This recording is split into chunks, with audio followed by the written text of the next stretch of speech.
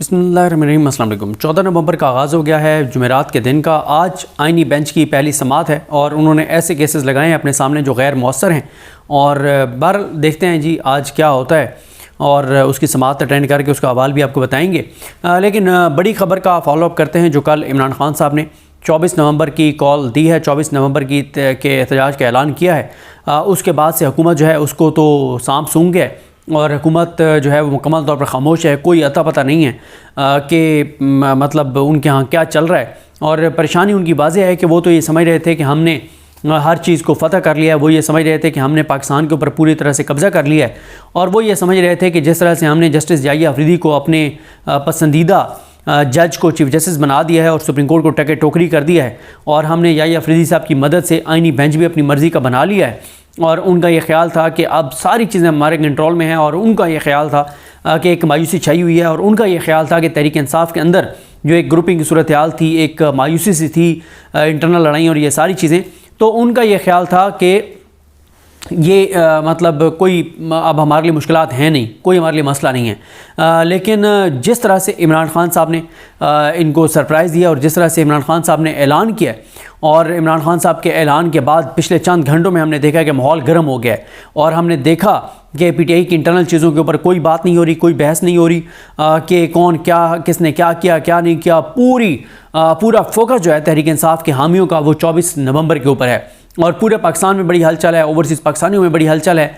और ओवरसीज़ पाकिस्तानियों का आप सोशल मीडिया पे देख रहे होंगे जिस तरह से उन्होंने कैंपेन का आगाज़ कर दिया है कि 8 फरवरी के बाद मैं पहली बार देख रहा हूँ कि ओवरसीज़ पाकिस्तानी इस तरह की मुहिम चला रहे हैं कि हर ओवरसीज़ पाकिस्तानी को ये कहा जा रहा है कि आप पाकिस्तान के अंदर जो आपकी फैमिली है उनको आप जो है वो मोटिवेट करेंगे कि वो लोग इस एहतजाज का हिस्सा बने। फिर इसी तरह से इमरान खान साहब ने भी ओवरसीज़ पाकिस्तानियों से फंडिंग की अपील की है। और ओवरसीज़ पाकिस्तानी अपने तौर पे भी ऐलान कर रहे हैं कि वो ऐसे पाकिस्तानी जिनको वो मोटिवेट करेंगे कि वो जाएं, और अगर उनको कोई वसाइल की कमी है या कोई मसला है तो वो उनको स्पॉन्सर करेंगे। तो ये ओवरसीज़ पाकिस्तानी सोशल मीडिया पर बात कर रहे हैं, जो बहुत तहरीक इंसाफ के लिए एक ज़ाहिर है पॉजिटिव साइन है कि ओवरसीज़ पाकिस्तानी 8 फरवरी के बाद एक बार फिर इतने ज़्यादा एक्टिव हो गए हैं इस तहरीक को, इस एहतजाज को कामयाब बनाने के लिए। तो ये भी एक बड़ी अहम चीज़ है। इमरान खान साहब जो हैं वो बहुत ही पुरएतमाद नज़र आते हैं। जेल बैठकर भी 1.5 साल उनको हो गया है जेल के अंदर, लेकिन अभी भी इमरान खान को पूरा यकीन है, भरोसा है अपने अवाम के ऊपर, पाकिस्तानियों के ऊपर कि पाकिस्तानी एहतजाज के लिए निकलेंगे। और इसीलिए उन्होंने पार्टी को बहुत कम टाइम दिया है तैयारी का। और क्योंकि इमरान खान साहब को ये शायद एहसास और इदराक है कि इस बार पाकिस्तान के लोग बड़ी तादाद में निकल सकते हैं। अब वो इमरान खान साहब की जो उम्मीद है वो ठीक साबित होती है, गलत साबित होती है, ये तो 24 नवंबर बताएगा। 8 फरवरी को तो इमरान खान के तमाम अंदाजे दुरुस्त साबित हुए जब इमरान खान ये कह रहे थे कि मेरा टिकट जो है वो चलेगा और खंबे को भी मैं टिकट दूंगा तो वो जीत जाएगा। और हमने देखा कि चाहे वो कई ऐसे हल्के थे जहाँ ए, बी और सी कैटेगरी की भी लीडरशिप नहीं थी, और बड़े आम से वर्कर को मतलब एक खाना बुरी के लिए कि बस ठीक है एक नंबर ही पूरा करना है कि हमारा वहाँ पे उम्मीदवार था और उसको अनाउंस किया गया और वो जीत गया। ना निशान था, ना कैंपेन थी, ना पोलिंग एजेंट थे, ना ट्रांसपोर्टेशन थी, इंटरनेट बंद, सब कुछ। उसके बावजूद 8 फरवरी को एक इनकलाब पाकिस्तान के अंदर हमने देखा। अब इमरान खान साहब का जो है, एक तो इमरान खान साहब का एक पैगाम एक और आया है जेल से, उन्होंने जो जारी किया है, और ये पैगाम बहुत अहम है। और इससे अंदाज़ा होता है कि इमरान खान कितने कॉन्फिडेंट हैं कि पाकिस्तान के लोग उनकी कॉल पर निकलेंगे।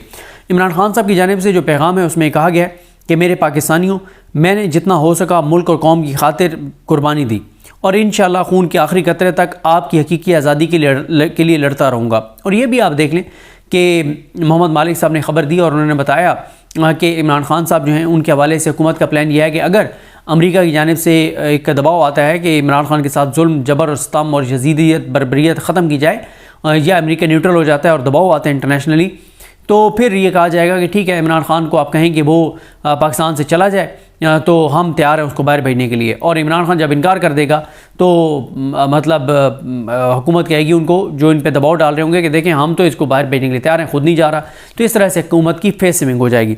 यानी इमरान खान के बदतरीन दुश्मन भी ये बात जानते हैं कि वो मुल्क छोड़ कर नहीं जाएगा, वो मुल्क के साथ वफादार है, सिंसियर है, क्योंकि उसका जीना मरना जो है वो इस मुल्क के साथ है, उसके साथ जदादे बाहर नहीं है और उसका मफाद बाहर नहीं है। इमरान खान साहब कहते हैं कि दोबारा शुरू करते हैं कि मेरे पाकिस्तानियों, मैंने जितना हो सका मुल्क कौम की खातिर कुर्बानी दी और इंशाल्लाह खून के आखिरी कतरे तक आपकी हकीकी आज़ादी के लिए लड़ता रहूँगा। लेकिन ये जंग सिर्फ इमरान खान की नहीं, पूरी कौम की है।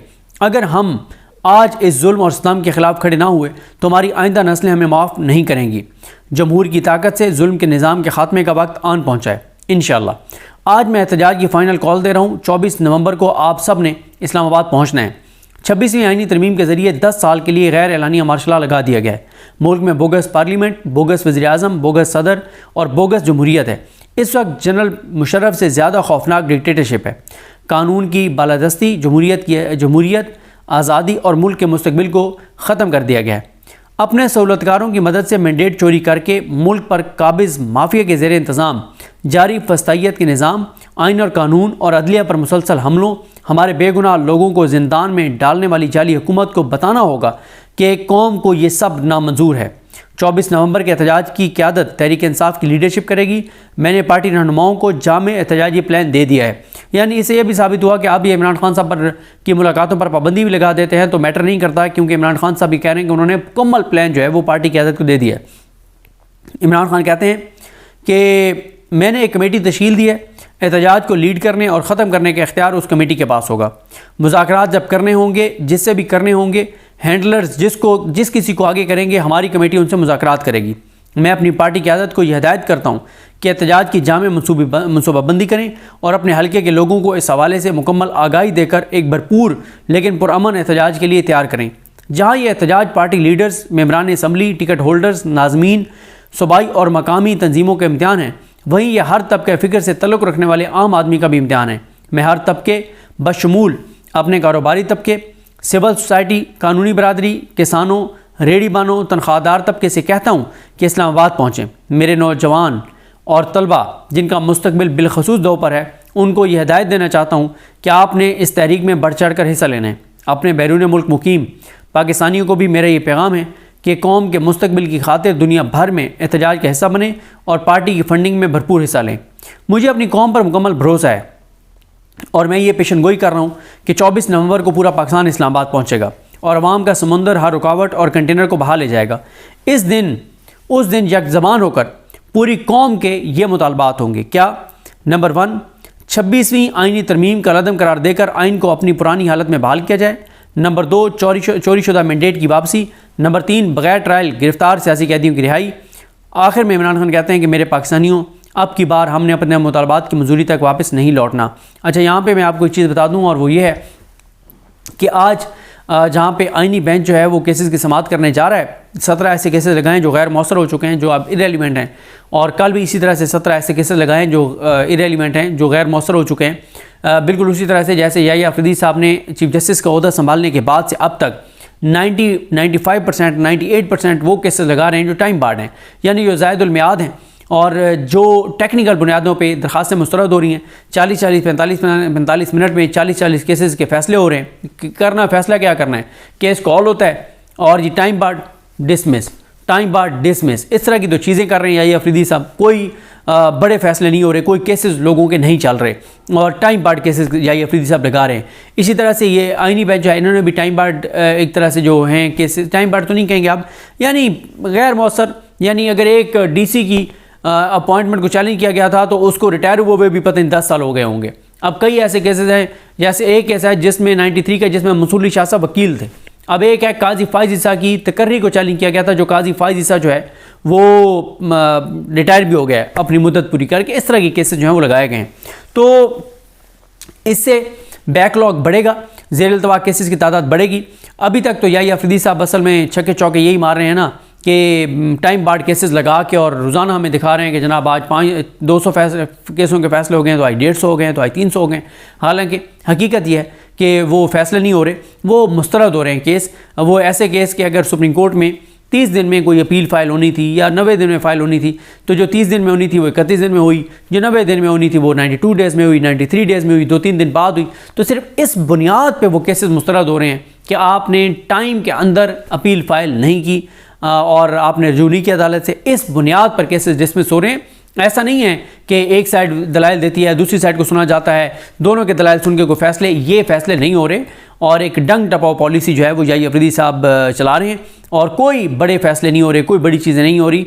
95% टाइम बार्ड केसेस लग रहे हैं और दूसरी तरफ याहिया अफरीदी साहब ने पूरा हुकूमत को फैसिलिटेट किया कि जुडिशल कमीशन का इजलास बुला के और आइनी बेंच बनवाया। और इसी तरह से याहिया अफरीदी साहब ने जो सुप्रीम कोर्ट के ज़ेर अल्तवा केसेस हैं आम वो नहीं लगा रहे।